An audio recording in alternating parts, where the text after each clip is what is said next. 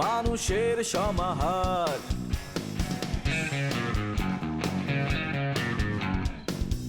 ভেতর আর বাহিরে চলছে উৎসব অপেক্ষার। এই শহরের হাজারো বাড়ির মতো নিয়ে হাসি কান্নার গল্প যত। এই শহরের হাজারো বাড়ির মতো নিয়ে হাসি কান্নার গল্প যত। প্রতিবার এখানে বেজে যায় কলিং বেল।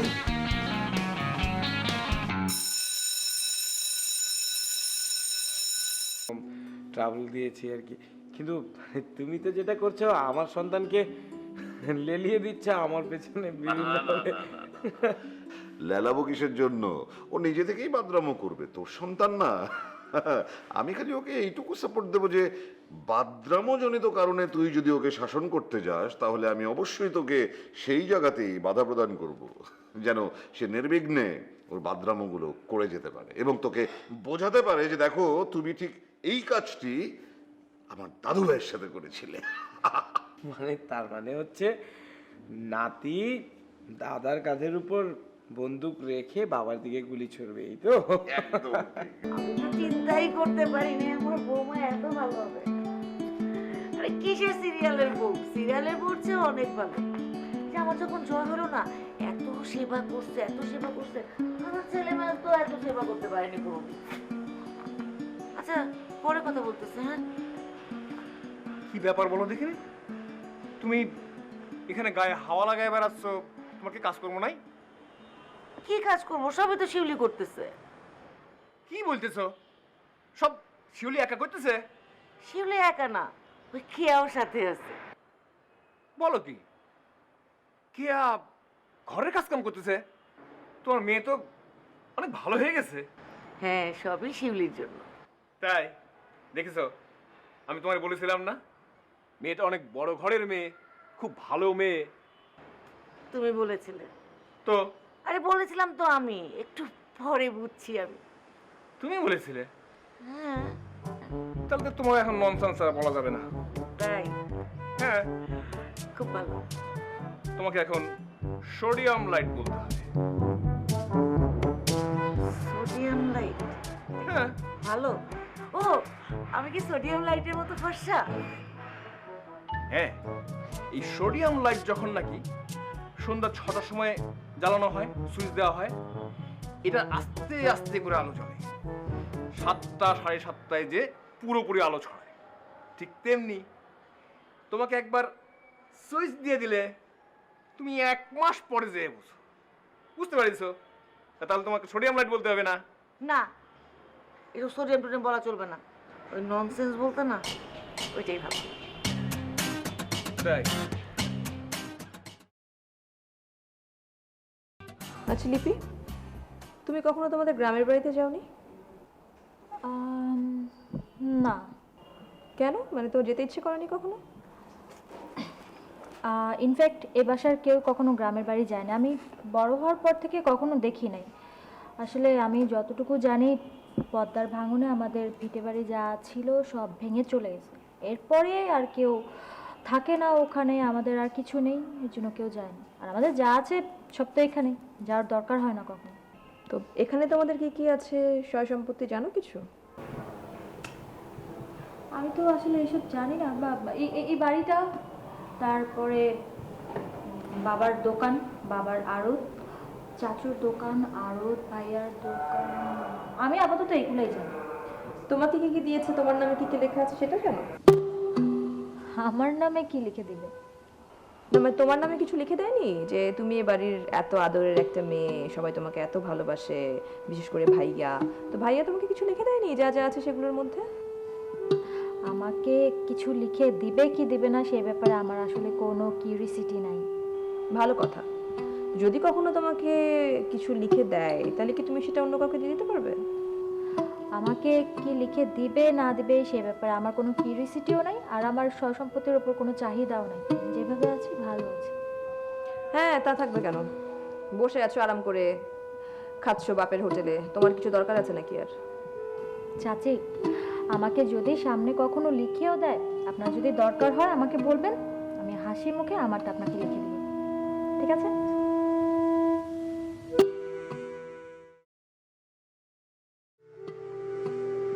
খেয়াল করো বাবা, এখন না মানে এই পুরো বাড়িটার সবকিছু কেমন যেন একটু ভিন্ন রকম হয়ে গেছে। হ্যাঁ মানে তুমি এইভাবে আমার দিকে তাকিয়েছো কেন, আবার মানেও বলছো? না, তুই এটা কি ভাষায় কথা বলতেছিস? প্রমিত বাংলা ভাষায় কথা বলছি। এই প্রমিত মানে কি? প্রমিত মানে হচ্ছে সার্বজনীন ভাষা, যে ভাষায় সবাই সবার সাথে কথা বলতে পারে, একটা স্ট্যান্ডার্ড। না মানে তুই কি সব কঠিন কঠিন শব্দ ব্যবহার করতেছিস? আমার মাথায় তো কিছুই ঢুকতেছে না, সব এলোমেলো হয়ে যাচ্ছে। বাবা, এলোমেলো তো হবেই। যখন আমি ঠিকঠাক বলছি, তুমি ব্যবসায়ী মানুষ, তুমি বুঝতে পারবে। যেমন ধরো তোমার বৌমা, সে তো যশোরের না। তো যখন তুমি আমরা বাসার ভেতরে, বাড়ির ভেতরে যশোরের ভাষায় কথা বলি, সব কথার প্রপার অর্থগুলো, মানে সঠিক অর্থগুলো হয়তো সে মাঝে মাঝে বোঝেও না।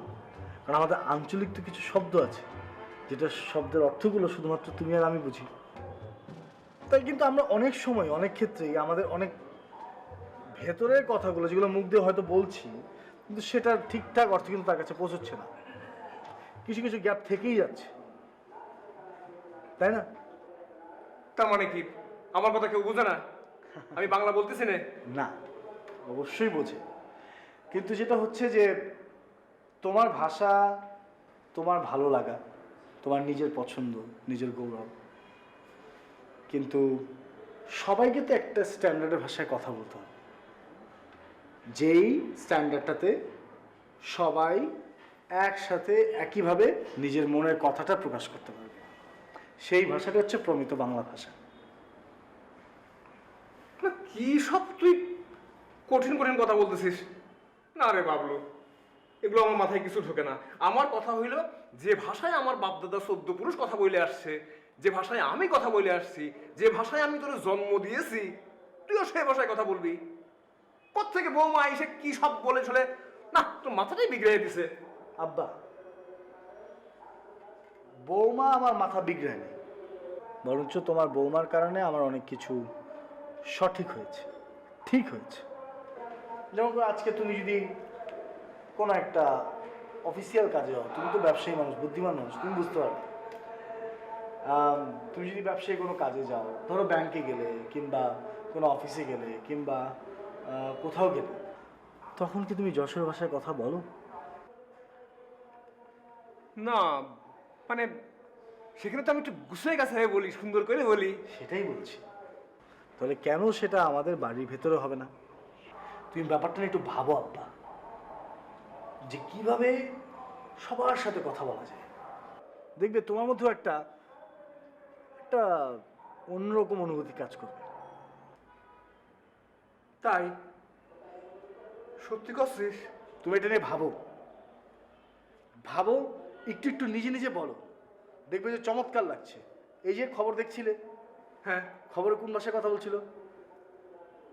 খবর তো সুন্দর করে কথা বলতেছিল। তার মানে সুন্দর করে বলতে হবে আব্বা। দেখতে থাকো, বললাম না, পুরো বাসাটা কেমন একটা অন্যরকম ব্যাপার কাজ করছে, দেখতে থাকো।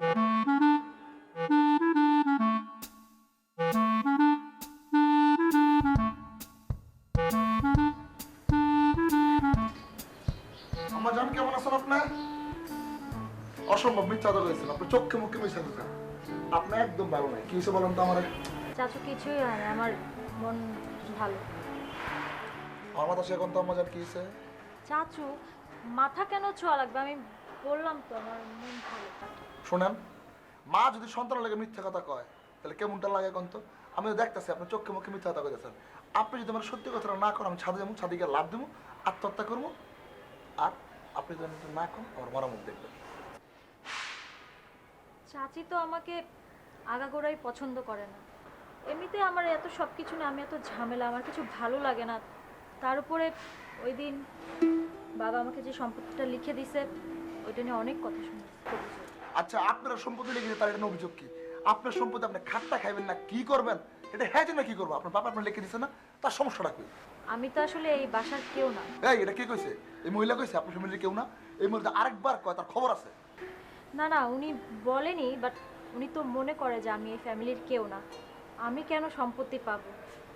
আমার আসলে কি চাচু, তোমাদের এত ভালোবাসা পাইছি, তোমরা সবাই আমাকে এত আদর করো না, আমার সম্পত্তির দরকার নেই। আমার তোমাদের ভালোবাসা পেলেই হবে। তোমার সম্পত্তি তোমার বাপে তোমার লিখে দিচ্ছে, ঠিক আছে? এটা তোমার বাপে তোমার সম্মান করছে, তুমি যদি ফেরত দিয়ে দাও তোমার বাপের, তাহলে কি হইবে? তার অসম্মানই করবো না? আর এই মহিলা কো আর কি, হ্যাঁ হ্যাঁ সম্পত্তি হার দিব না? হ্যাঁ তুমি কি হের বাইকে হাত লাগাইছো? তাহলে হ্যাঁ কি হয়েছে? কিনা বাবা আমাকে কেন লিখে দিল সম্পত্তি, এটা নিয়ে তো ওনার প্রবলেম। ঠিক আছে, আমি আমার ভাগের সম্পত্তিটা ওনাকেই দিয়ে দিব। অসম্ভব। আপনি ওনারা লিখে দেবেন মানে? এই সম্পত্তি আমরা লাগলে এতিমখানায় দান করবো, ঠিক আছে? হ্যাঁ এই সম্পত্তি দেওয়া যাবে না। এই সম্পত্তি নেওয়ার কে? একটা বাজে বেটি একটা। না চাচু, তুমি এসব বাদ দাও। আমার সম্পত্তি দরকার নেই, আমার তোমাদের সবাইকে দরকার, তোমাদের ভালোবাসা দরকার, সম্পত্তি দরকার। শুনেন আম্মা জান, আমরা কথা বলি, ঠিক আছে? এই বেটি আল্লাহ যে কি করে, দুনিয়ার এত মানুষ মরে রাস্তাঘাটে, এই বেটি কেন মরে না? হ্যাঁ আল্লাহকে মানুষ ভালো মানুষরা দেখে, ওরা দেখে না আল্লাহ?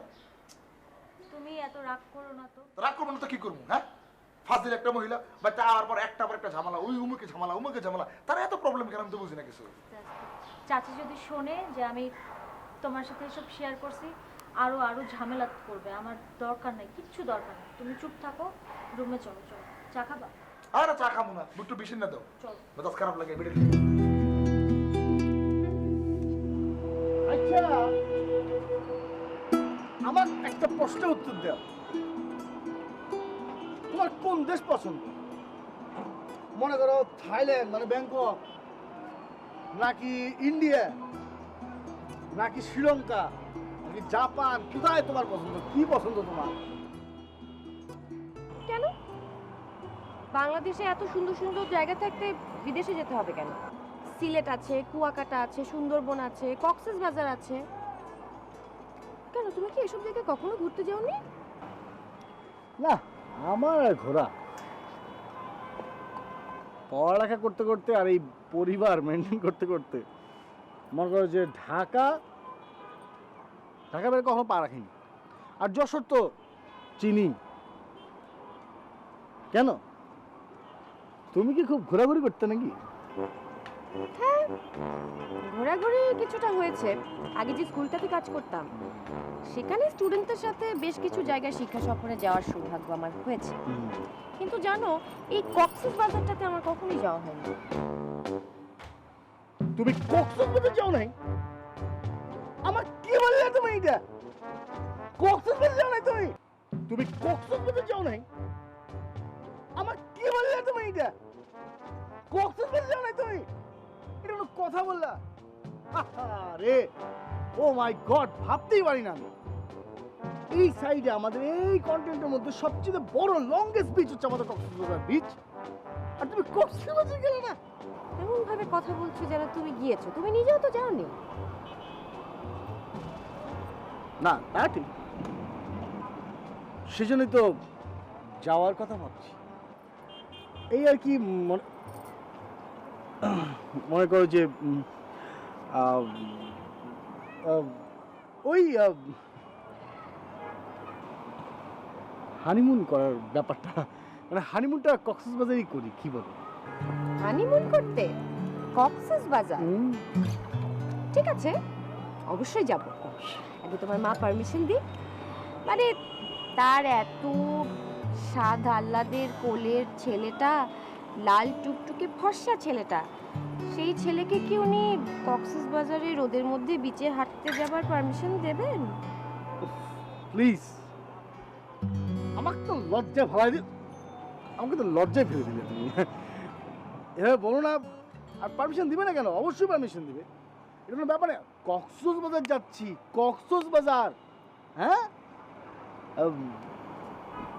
চলো বলে ফেলি। হ্যাঁ চলো। হ্যাঁ, একা পারবো না, একটু একসাথে যেতে হবে। পরিবারের ব্যাপার তো, মানে এটা কিন্তু ঠিক, প্রতিটা ডিসিশন দুজন একসাথে বলা উচিত। হ্যাঁ, মানে একা কিছু না বলে একসাথে বলি আমরা। স্যার, তুই তো বৌমাকে নিয়ে ডাক্তারের কাছে গেলি, তো ডাক্তার কি বললো তুই তো আমাকে বললি না কিছু। না বাবা, নতুন কিছু তো বলেনি, তাই আর বলিনি। ওইরকম জাস্ট সাজেশন দিল বরাবরের মতোই। বলল যে বুঝে শুনে চলাফেরা করতে, সাবধানে হাঁটাচলা করতে, সিঁড়ি কম ভাঙতে বলেছে। আর বলেছে যে ওয়েট ক্যারি করতে না একদম, আর একদমই রেস্টে থাকতে। এখন আসলে নাকি বেবির গ্রোথের টাইম, যত বেশি স্টেবল থাকবে তত বেশি গ্রোথটা তাড়াতাড়ি হবে। আর টেনশন করতে একদমই মানা করেছে, যেটার জন্য নাকি বেবির খুব ব্যাড ইম্প্যাক্ট পড়তে পারে। তো টেনশন করছে নাকি? পরিবার নিয়ে তো একটা টেনশন আছে, ও তো আসার পর থেকেই টেনশনে আছে। তা আমি বুঝলাম না যে এই পরিবার নিয়ে ওকে এখনো কেন টেনশন করতে হবে। আর বস্তুতপক্ষে এই টেনশন থেকে রিলিফ করার দায়িত্বটা তো তোর। ও কি কারো কথা শোনে বাবা? কারো কথা শোনে না বললে তো হবে না, শোনাতে হবে, মানাতে হবে। ঠিক আছে বাবা, মানে দেখি, বলবো। তারপরও আর কি দেখা যায় যে ওর তো চাকরি বাকরি তো করতেই হচ্ছে, ওখান থেকে তো ও আর মানে এই স্ট্রেসটা তো ওকে নিতেই হচ্ছে। আমি না আসলে বুঝতে পারি না যে ওকে এই স্টেজে এসে চাকরিটা কেন করতে হবে। ও কেন ছুটি নিচ্ছে না অফিস থেকে? বাবা কদিন ছুটি নেবে, পরবর্তীতে তো আবার ছুটি লাগবেই, তাই যতদিন পারে কন্টিনিউ করা, অফিসটা কন্টিনিউ করছে। আমার নাতি জন্ম নেবে, প্রয়োজন ও চাকরি ছেড়ে দেবে। নাতি সুস্থভাবে জন্ম নেবে, এটাই এখন ওর দায়িত্ব। বাবা এগুলো বলে লাভ আছে ইমোশনালি।